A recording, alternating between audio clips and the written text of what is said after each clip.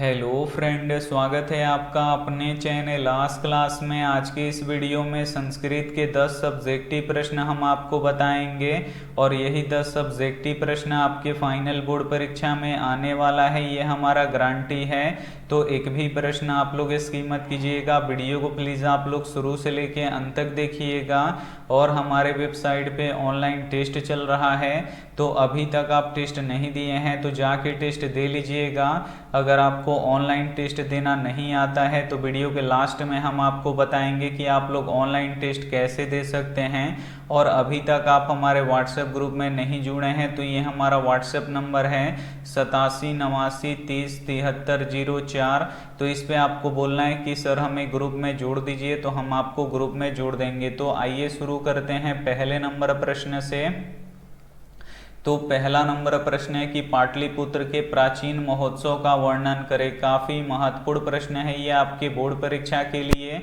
तो आइए इसका उत्तर देख लेते हैं। पाटलिपुत्र में शरद ऋतु में कैमुदी महोत्सव बड़ी धूमधाम से मनाया जाता था। जो कैमुदी महोत्सव था ये कहाँ पे मनाया जाता था? तो ये पाटलिपुत्र में मनाया जाता था। और कैमुदी महोत्सव कब मनाया जाता था? तो ये शरद ऋतु में बहुत ही धूमधाम से मनाया जाता था। सभी नगरवासी खुश हो जाते थे। जब कैमुदी महोत्सव मनता था तो सभी नगरवासी खुश हो जाते थे।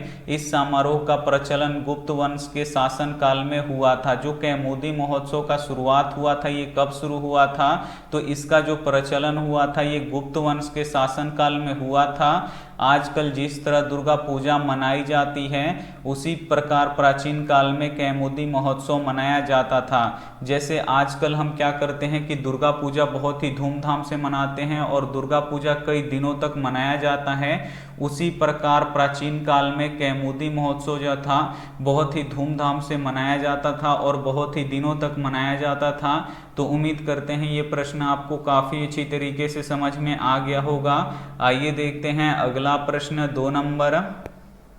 2 नंबर प्रश्न है कि पटना के मुख्य दर्शनीय स्थलों का नामों उल्लेख करें। काफ़ी महत्वपूर्ण प्रश्न है। यहाँ पे आपको पटना के मुख्य दर्शन स्थलों का आपको नामों उल्लेख करना है।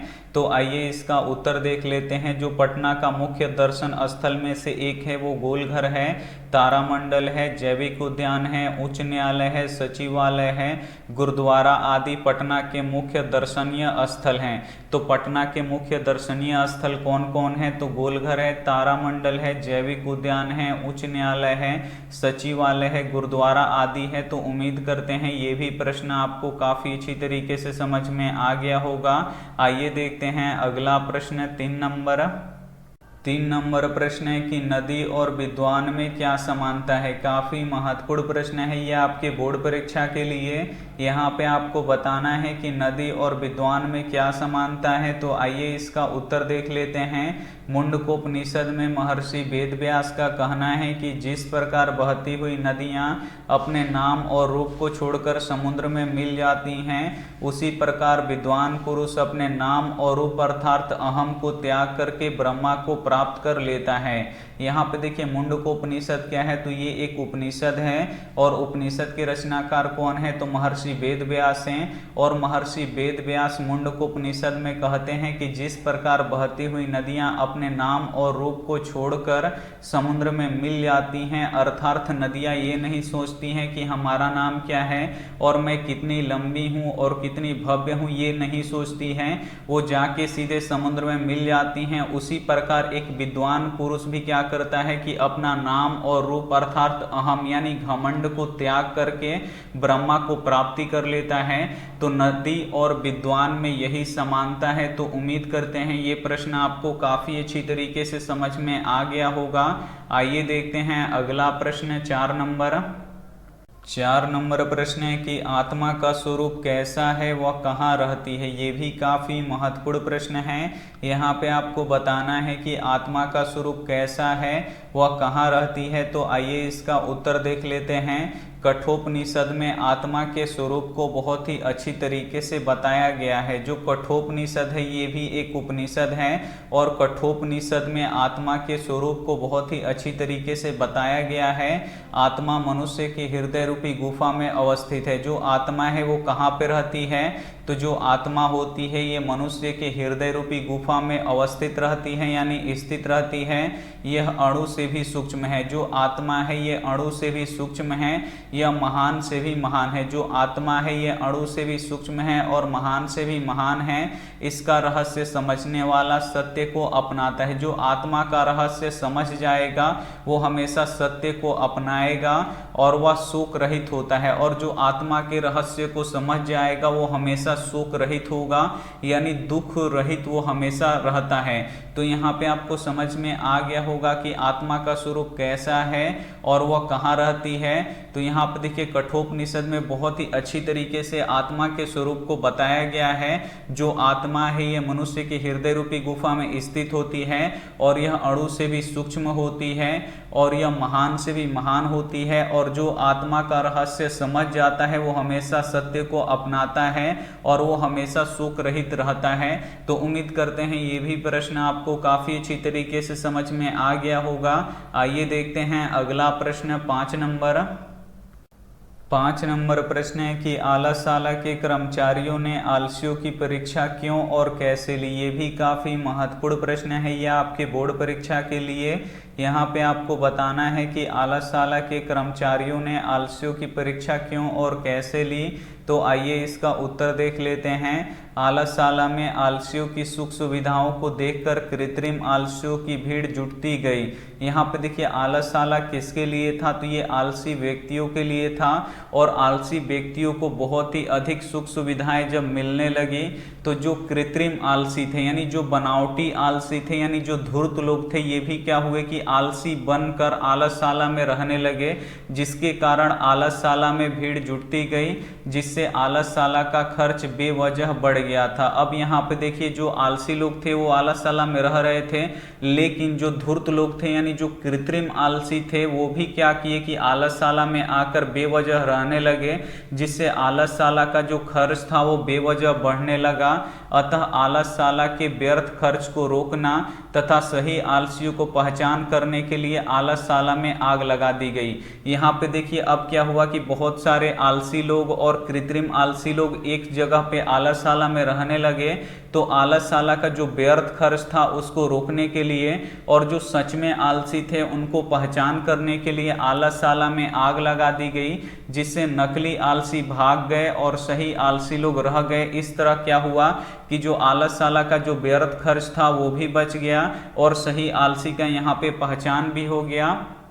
तो उम्मीद करते हैं ये प्रश्न आपको काफ़ी अच्छी तरीके से समझ में आ गया होगा कि आलसशाला के कर्मचारियों ने आलसियों की परीक्षा क्यों ली और कैसे ली। तो आइए देखते हैं अगला प्रश्न यहाँ पे 6 नंबर। 6 नंबर प्रश्न है कि सिख संप्रदाय के लोगों के लिए पटना नगर क्यों महत्वपूर्ण है। काफ़ी महत्वपूर्ण प्रश्न है यह आपके बोर्ड परीक्षा के लिए। यहाँ पे आपको बताना है कि सिख संप्रदाय के लोगों के लिए पटना नगर क्यों महत्वपूर्ण है। तो आइए इसका उत्तर देख लेते हैं। सिख संप्रदाय के लोगों के लिए पटना नगर पूजनीय स्थलों में से एक है। यहाँ उनके 10वें गुरु गुरु गोविंद सिंह का जन्म स्थान है। सिख संप्रदाय के लिए जो पटना नगर है वो एक पूजनीय स्थलों में से एक है, क्योंकि उनके जो 10वें गुरु हैं गुरु गोविंद सिंह उनका जन्म स्थान पटना में ही है। यह स्थान गुरुद्वारा के नाम से भी जाना जाता है। जो पटना है ये गुरुद्वारा का नाम से भी जाना जाता है। तो उम्मीद करते हैं ये प्रश्न आपको काफ़ी अच्छी तरीके से समझ में आ गया होगा कि सिख संप्रदाय के लोगों के लिए पटना नगर क्यों महत्वपूर्ण है। तो सिख संप्रदाय के लोगों के लिए पटना नगर पूजनीय स्थलों में से एक है, क्योंकि उनके 10वें गुरु गुरु गोविंद सिंह का जन्म स्थान है पटना और उस स्थान को हम गुरुद्वारा के भी नाम से जानते हैं। तो उम्मीद करते हैं ये प्रश्न आपको काफ़ी अच्छी तरीके से से समझ में आ गया होगा। आइए देखते हैं अगला प्रश्न 7 नंबर प्रश्न है कि आधुनिक काल की किन्हीं 3 संस्कृत लेखिकाओं का नाम लिखे। काफी महत्वपूर्ण प्रश्न है। यहाँ पे आपको आधुनिक काल की किन्हीं 3 संस्कृत लेखिकाओं का नाम लिखना है। तो आइए इसका उत्तर देख लेते हैं। आधुनिक काल के 3 संस्कृत लेखिकाओं का नाम निम्नलिखित है। जो पहला है ये पुष्पा दीक्षित, और दूसरा यहाँ पे देखिए वर्णमाला भौलंकर, और तीसरा मिथिलेश कुमारी मिश्र है। तो इसे आपको याद रखना है। आइए देखते हैं अगला प्रश्न यहाँ पे 8 नंबर प्रश्न है कि भारतीय लोगों की सर्वाधिक महत्वपूर्ण विशेषता क्या है। काफी महत्वपूर्ण प्रश्न है ये भी आपके बोर्ड परीक्षा के लिए। यहाँ पे आपको बताना है कि भारतीय लोगों की सर्वाधिक महत्वपूर्ण विशेषता क्या है। तो आइए इसका उत्तर देख लेते हैं।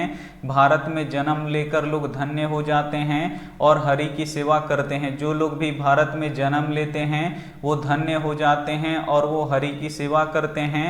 उन्हें स्वर्ग और मोक्ष की प्राप्ति यहीं से होता है। सभी लोगों को स्वर्ग और मोक्ष की प्राप्ति कहाँ से होता है, तो भारत से ही होता है।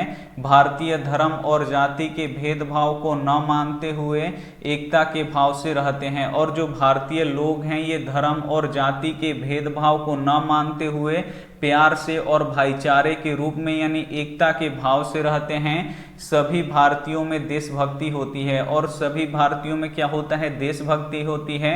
तो उम्मीद करते हैं ये भी प्रश्न आपको काफी अच्छी तरीके से समझ में आ गया होगा कि भारतीय लोगों की सर्वाधिक महत्वपूर्ण विशेषता क्या है।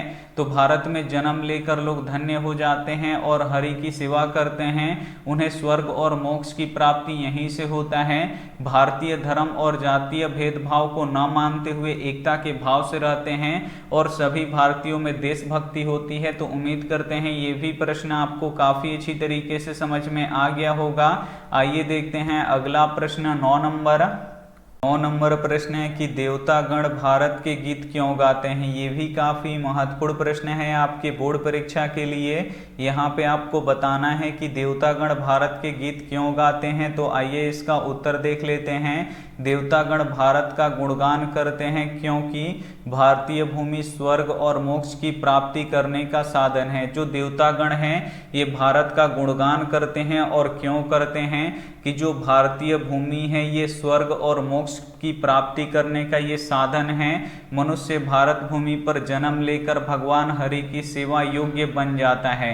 जो मनुष्य होता है ये भारत भूमि पर जन्म लेकर भगवान हरि की सेवा के योग्य बन जाता है। तो ये भी काफी महत्वपूर्ण प्रश्न था, और आपको समझ में आ गया होगा कि देवतागण भारत के गीत क्यों गाते हैं। तो देवतागण भारत देश का गुणगान करते हैं क्योंकि भारतीय भूमि स्वर्ग और मोक्ष प्राप्त करने का साधन है।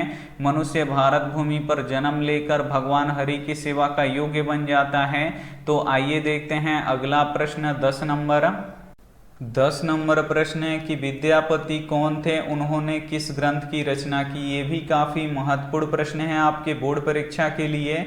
यहाँ पे आपको बताना है कि विद्यापति कौन थे, उन्होंने किस ग्रंथ की रचना की। तो आइए इसका उत्तर देख लेते हैं। विद्यापति एक महान कवि एवं लेखक थे। जो विद्यापति थे ये एक महान कवि भी थे और लेखक भी थे। इन्होंने पुरुष परीक्षा नामक ग्रंथ की रचना की। जो यहाँ पे विद्यापति थे उन्होंने पुरुष परीक्षा नामक एक ग्रंथ की रचना की। संस्कृत भाषा में लिखित पुरुष परीक्षा में अनेक मानवीय गुणों के महत्व का वर्णन किए हैं तथा दोष को निराकरण करने के लिए शिक्षा भी दी गई है। जो यहाँ पे विद्यापति हैं इन्होंने संस्कृत भाषा में पुरुष परीक्षा नामक एक ग्रंथ लिखे हैं जिसमें मानवीय गुणों के महत्व का वर्णन किए हैं तथा दोष के निराकरण यानी दोष दूर करने के लिए भी शिक्षा वहां पे दिए हैं। कहाँ पे दिए हैं, तो पुरुष परीक्षा नामक ग्रंथ में दिए हैं। विद्यापति लोकप्रिय मैथिली कवि भी थे। जो विद्यापति थे ये लोकप्रिय यानी पॉपुलर मैथिली कवि भी थे। ये संस्कृत ग्रंथों के रचयिता भी थे। जो विद्यापति थे ये मैथिली कवि भी थे और संस्कृत ग्रंथों के रचयिता भी थे। तो उम्मीद करते हैं ये भी प्रश्न आपको काफी अच्छी तरीके से समझ में आ गया होगा। अब हम आपको बताएंगे कि आप लोग ऑनलाइन टेस्ट कैसे दे सकते हैं और पीडीएफ और नोट्स कैसे डाउनलोड कर सकते हैं। जैसे यहाँ पे आपका गूगल या क्रोम ओपन हो जाता है तो यहाँ पे देखिए एक सर्च बॉक्स दिखेगा। तो इस सर्च बॉक्स में आपको लिखना है आस्क क्लास। तो हम यहाँ पे लिख देते हैं आस्क क्लास, उसके बाद यहाँ पे सर्च कर देंगे। जैसे ही सर्च करेंगे यहाँ पे लिखा हुआ आ जाएगा आस्क क्लास, यहाँ पे देख सकते हैं, इसी पे आपको क्लिक करना है। जैसे ही आप लोग क्लिक कीजिएगा तो यहाँ पे देखिए आप हमारे ऑफिशियल वेबसाइट पे चले जाइएगा। तो देखिए हमारा ऑफिशियल वेबसाइट यहाँ पे खुल रहा है। तो यहाँ पे हम थोड़ा सा वेट कर लेते हैं। यहाँ पे हमारा ऑफिशियल वेबसाइट खुल गया। अगर आपको पीडीएफ डाउनलोड करना है, यहाँ पे पांचों विषय का 100 ऑब्जेक्टिव क्वेश्चन का पीडीएफ दिए हैं। अगर आपको डाउनलोड करना है तो इसी पे आपको क्लिक करना है। तो हम इस पे क्लिक कर देते हैं। तो क्लिक करेंगे तो ये हमारा पोस्ट यहाँ पे ओपन हो जाएगा और आपको यहाँ पे नीचे आना है और यहाँ पे हम बताए भी हैं कि कैसे आपको डाउनलोड करना है। तो अगर आपको पढ़ के यहाँ पे समझना है तो आप लोग पढ़ भी सकते हैं, या आप लोग डायरेक्ट यहाँ पे आइए और यहाँ पे देखिए विज्ञान और यहाँ पे डाउनलोड लिंक, इस पे आपको क्लिक करना है, डाउनलोड कर लेना है। उसके बाद सामाजिक विज्ञान पे आना है, इसका भी डाउनलोड करना है। ऐसे ही सभी का आपको यहाँ से डाउनलोड करना है। अगर आपको टेस्ट देना है तो यहाँ से आप लोग टेस्ट दे सकते हैं और यहाँ से डाउनलोड पीडीएफ कर सकते हैं। और नीचे में यहाँ पे देखिए अगर आपको क्वेश्चन बैंक पढ़ना है तो यहाँ से क्वेश्चन बैंक पढ़ सकते हैं सभी विषयों का। सब्जेक्टिव ऑब्जेक्टिव पढ़ना है तो यहाँ से आप लोग सब्जेक्टिव ऑब्जेक्टिव भी पढ़ सकते हैं। तो उम्मीद करते हैं ये सभी आपको काफ़ी अच्छी तरीके से समझ में आ गया होगा। Thank you for watching. मिलते हैं अगले वीडियो में, तब तक अपना ध्यान रखिए, मन लगा के पढ़ाई कीजिए। Take care and bye.